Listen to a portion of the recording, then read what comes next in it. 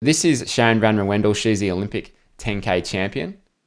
You can see the path that she takes here. It's pretty much a light globe on its side, and it's half that shape. We look at Josh Amberger, fastest swimmer in Ironman. He's exactly the same.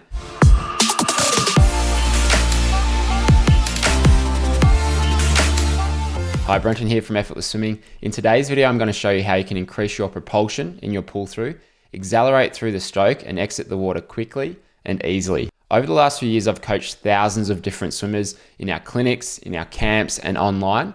And this is one thing that's really stood out to me, but it's not often talked about by coaches. If you do enjoy this video today, make sure you like and subscribe and hit that notification bell so you get notified every time that we put out a new video. And if you know someone that you think might benefit from it, share this video with them. One thing that's not often talked about is the shape or the path that the hand should take when you're pulling through.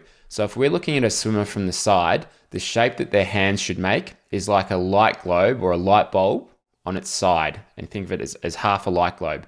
That's where all the best swimmers in the world are when it comes to the path of their hand. So let's take a look at some videos and some elite swimmers and trace the path of their hand, and let's see what shape it makes. This is Sharon Van Wendell. She's the Olympic 10K champion. You can see the path that she takes here. It's pretty much a light globe on its side, and it's half that shape. We look at Josh Amberger, fastest swimmer in Ironman. He's exactly the same. And then we also look at Clayton Fattal, who's one of the fastest swimmers also in Ironman, and he has a very similar path. Now, what does it look like when someone isn't taking the right path with their hand?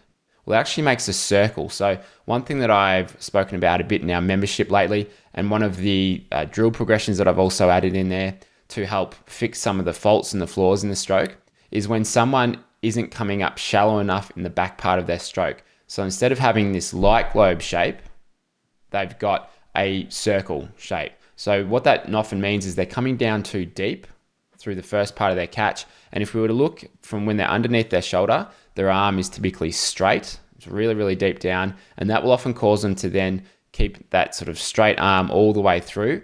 And they end up coming up towards their hip. So if you think about what do you need to do to generate propulsion and move forwards, you've got to keep the palm of your hand facing back behind you towards your feet. And if the palm of the hand is coming up towards the hip, that's going to push the hips down and the legs down. So as a swimmer, as someone doing freestyle, think about it as the best way to move forwards is to be pressing back behind you. So we've got to maintain this light globe shape as we pull through, because that's what's going to help you make sure that you keep the palm of the hand facing back behind you for that last part of the stroke. The other thing that helps you do is exit the water easily and quickly. So one of the things that will typically happen there is if you have that circular shape, you're probably finding that you get stuck at the back. And that can often lead to a stroke that's not front quadrant.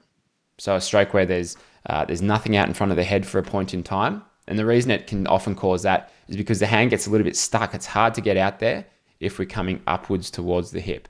And that can just change the timing of the stroke, and that can cause someone to pull through too early because the hand is delayed. It's stopped there as it has trouble to get out of the water. I want to know in the comments below, is this something that you currently do, or do you think that you currently have more of a circular motion? Let me know in the comments below. I'd love to hear from you. So what can you do to change that? What can you do to develop a light globe shape under the water? Well, someone in our recent videos commented that one of his favorite drills that we've put out is top to bottom scull. And this is something that I don't really see taught in many places. So top to bottom scull is very similar to just your normal front scull. But what we do instead is we start out in front of the stroke and we gradually work underneath the body all the way to the hips. The reason this is a really good drill to work on that light globe shape and the depth and the path of your hand as you're pulling through is because you're going through this drill very slowly. So you can just make sure that you're in the right depth through all the parts of the stroke. So that will mean that once you get underneath the shoulders, make sure you got a little bit of bend in the elbows still. And then as you get towards the hips, you're going to come up that little bit shallower so that the hands aren't down super deep below you. Make sure they're up that little bit shallower and closer to the hip there. So for example, if you have this circular motion instead of the light globe motion, you would want to pick a drill that can help you just adjust the depth of your hand and get a feel for the depth of the hand and the change that you want to make. So top to bottom scull is a really good drill for doing that. Thanks for watching this video.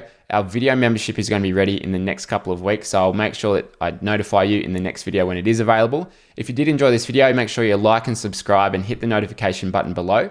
And if you know someone that would benefit from knowing about the light globe shape as opposed to this circular shape, then make sure you share this video with them. Thanks for watching, and I'll see you next week.